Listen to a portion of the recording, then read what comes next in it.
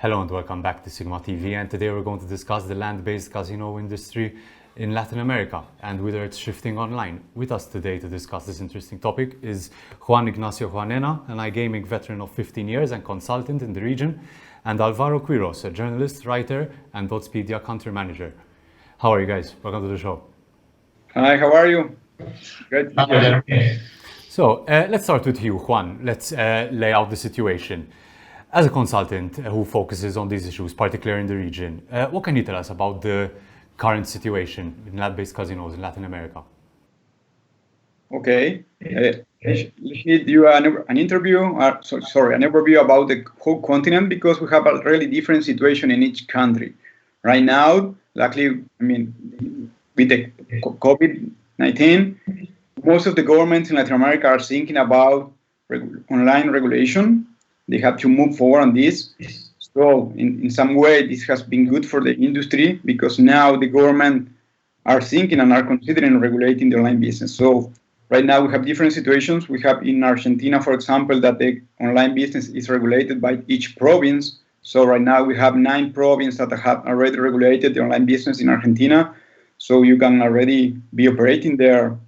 Depending on each province, the land-based casinos are able to operate or not, because some province has take this business on his own and not letting other operators to take a license. So it depends on each province exactly. In the case of my country, in Uruguay, online business is not regulated or is not allowed because they only regulate sports betting. And if you want to play poker, bingo, or any casino game, you are not allowed to do that. And it's not regulated and you are not able to get a license. And if you are a land-based casino, you are not able to operate online right now. But I know that the government in Uruguay is already considering this. They need resource. This is happening in most of the countries in Latin America. They need resource. They need to save the local industry because right now it's a really difficult situation for most of the land-based casinos in Latin America. So they need to approve this.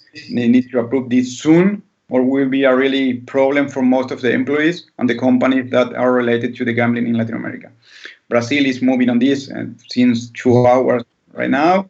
And Chile is considering, and today we have a news on the papers that the government will allow land-based casinos to operate online during this pandemic. So that is really, really good.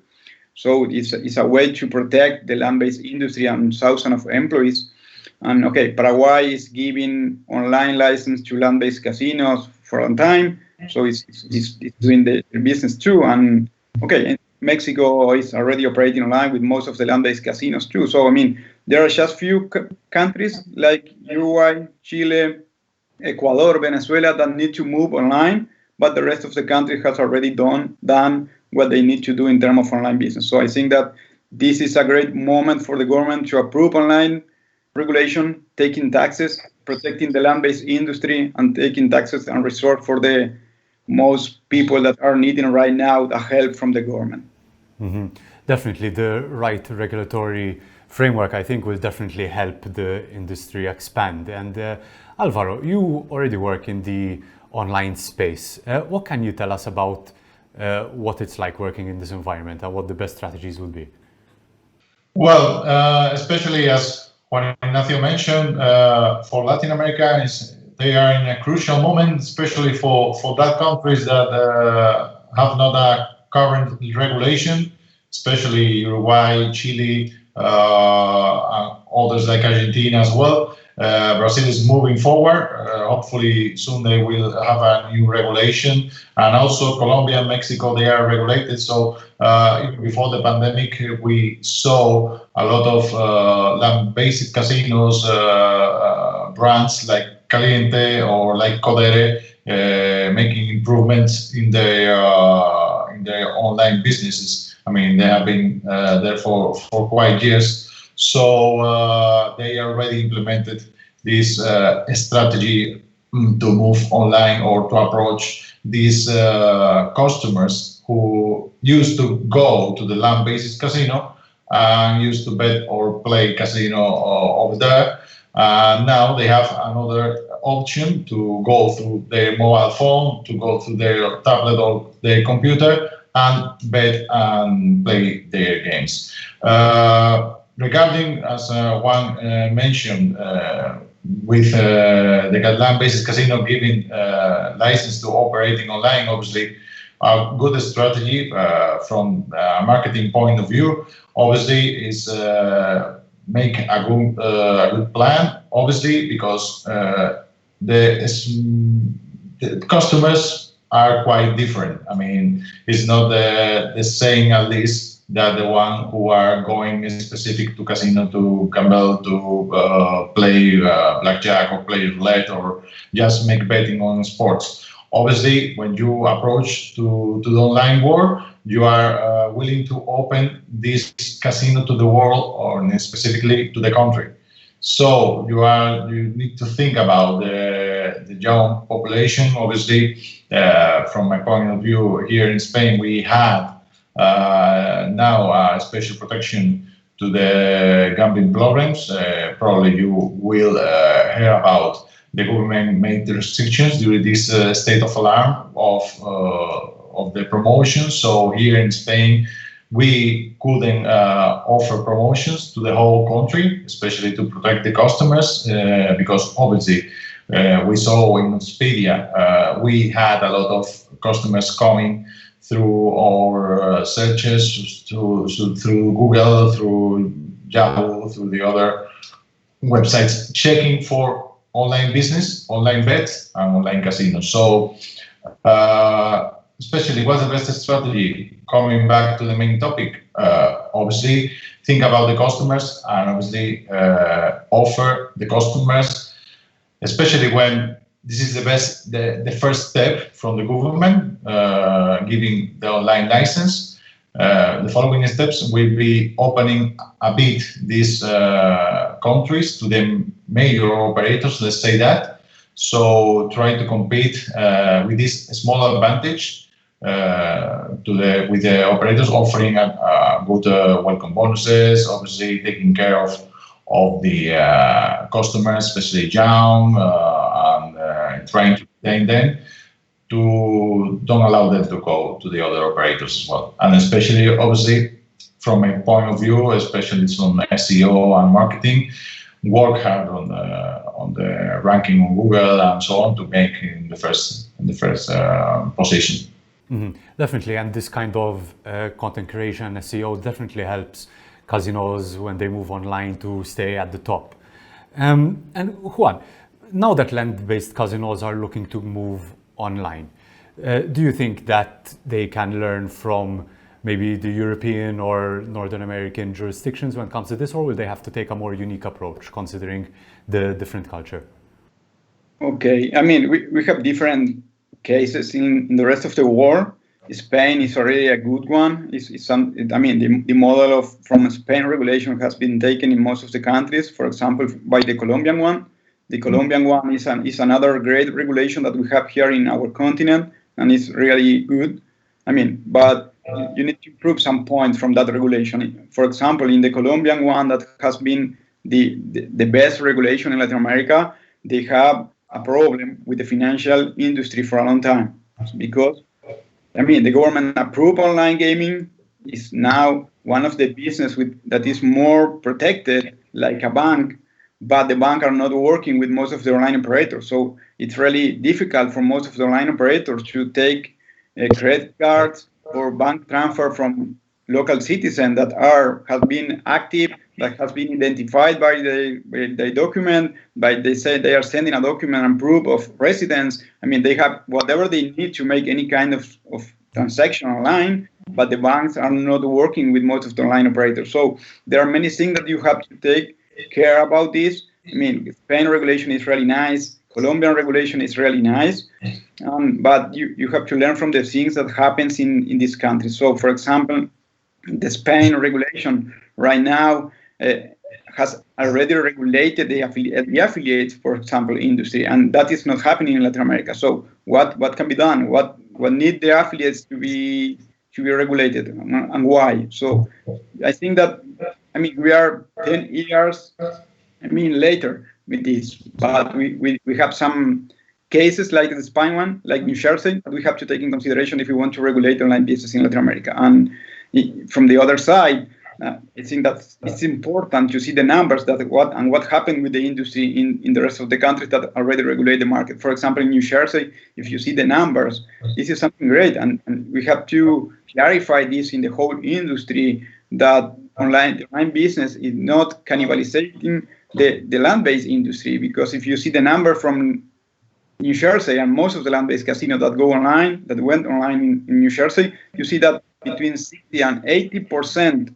of the players that were already clients from the database, from the land-based casinos, were inactive players that were not playing in the land-based industry. So it's a great opportunity for most of the land-based casinos to go online, to reactivate their land-based database, and it's something that increases the number. If you see some studies from companies in the world that are specifically dedicated to this business, you see that based on the experience in the online business that has been regulated, which country that has land-based industry and online industry, this increased the lifetime value of a player by 1.5 or 1.8, so it's really great. And the lifetime that a client is spending your site can be increased per 3. So if you see the numbers of the online industry, it's really great, and we have to take this into consideration and into the discussion with the governments and with all the stakeholders of the industry, because the employees from the land-based casino say, okay, but if they play online, they are not going to come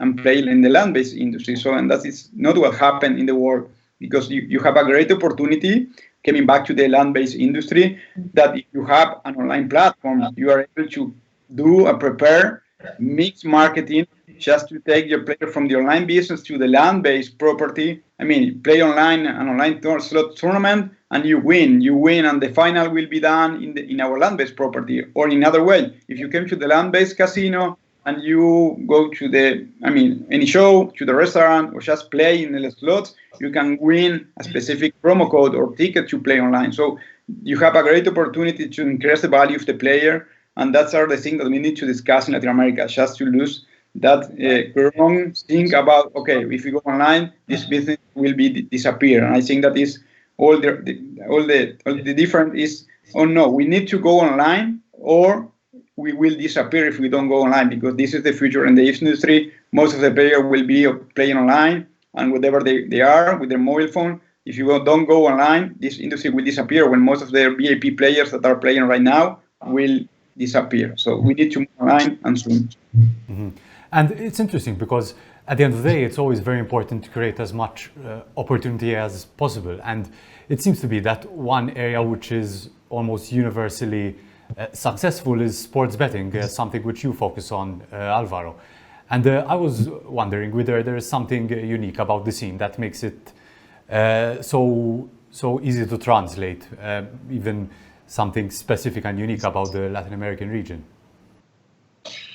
Well, obviously, in terms of, if we compare, obviously, the Spanish, as Juan Ignacio said, the Spanish regulation obviously has some issues in the past years. Obviously, Colombia got it the best part and implemented there in Colombia. So I could say even more that the Colombian one has a step ahead of the Spain one, because they are allowed in some games, especially when I talk about poker, they are offering to the people from outside Colombia to play over there. That's not happening in Spain. At least you are playing with the Portuguese, France, or Italian players nowadays. So that's true. We are in Spain, obviously, moving forward in terms of having shared liquidity, how it's called. So, well, in terms of sports industry, obviously,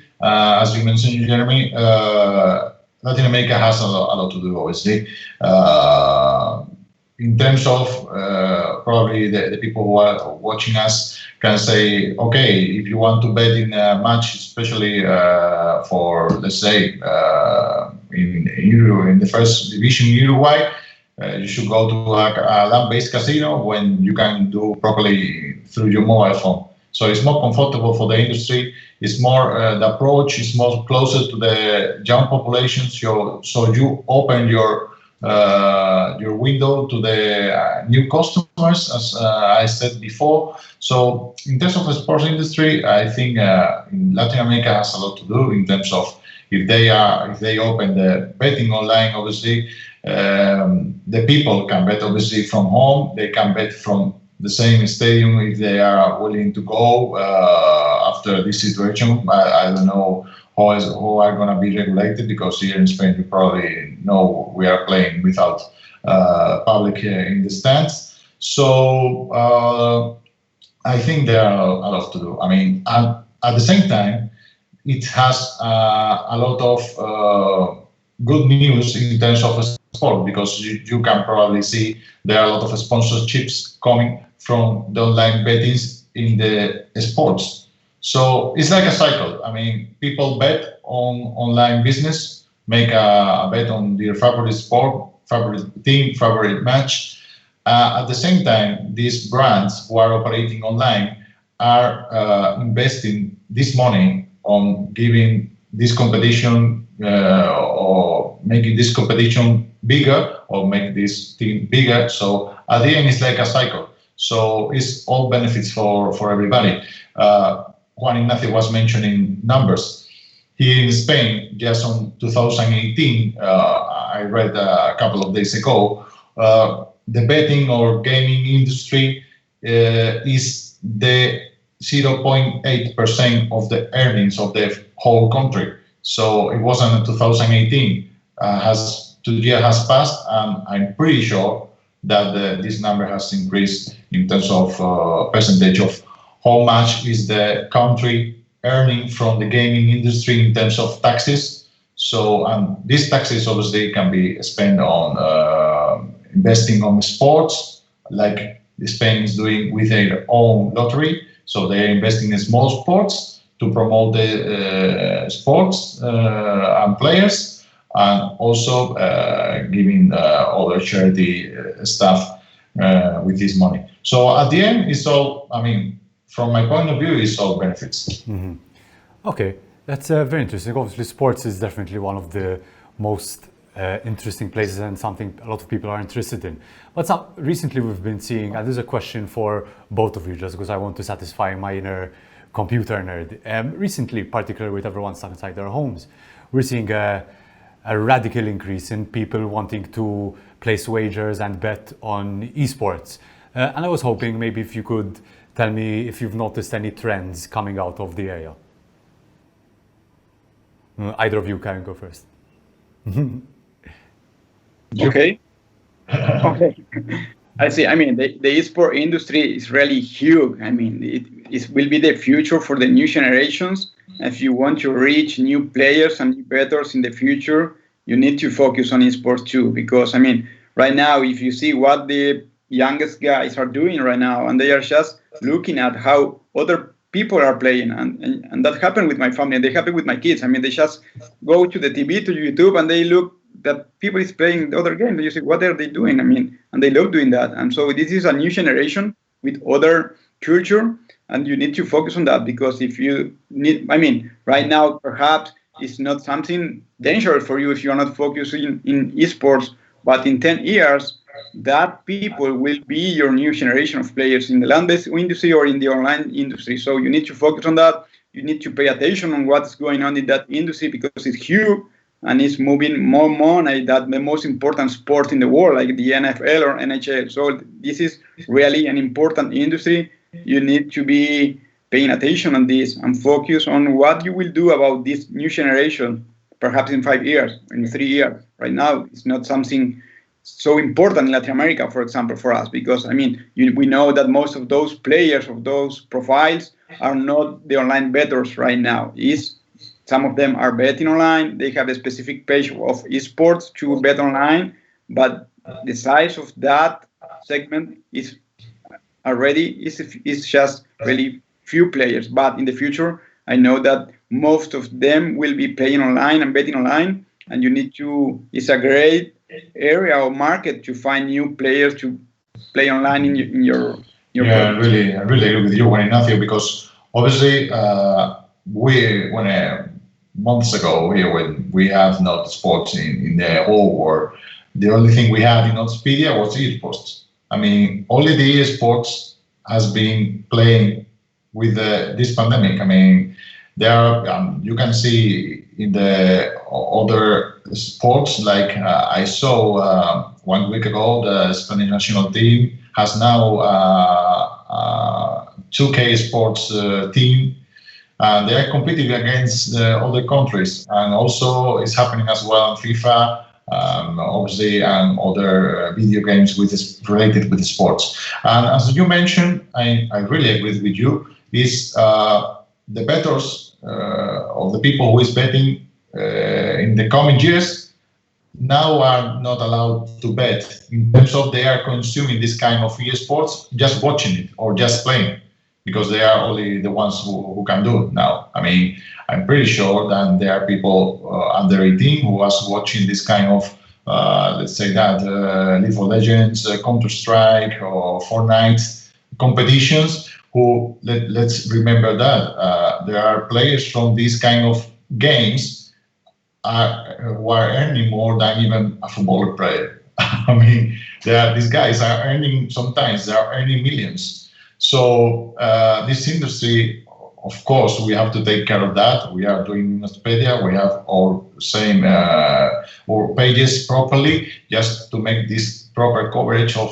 data for that industry, because we know that the esports will be key in the coming future, and that's something it will be when for this Olympic Games, who was going to be in Tokyo this year and was postponed for the next year, when the International Olympic Committee was thinking about, okay, esports, what would you do with that? So if the Olympic Committee is thinking about the esports, it's because something bigger is coming. No, definitely. And I'm actually very happy to see that I'm not the only one so excited about this. For sure, parents at home must be getting so angry seeing us be so excited about esports. Well, thanks so much, guys, for the just great knowledge you have in the area and for giving your input. And we hope to see you both at the Digital Summit in September. And we also hope to see you, the viewers at home. If you want to share any thoughts, maybe ask any questions to Juan and Alvaro, just leave them in the comments. And we'll see you all next time.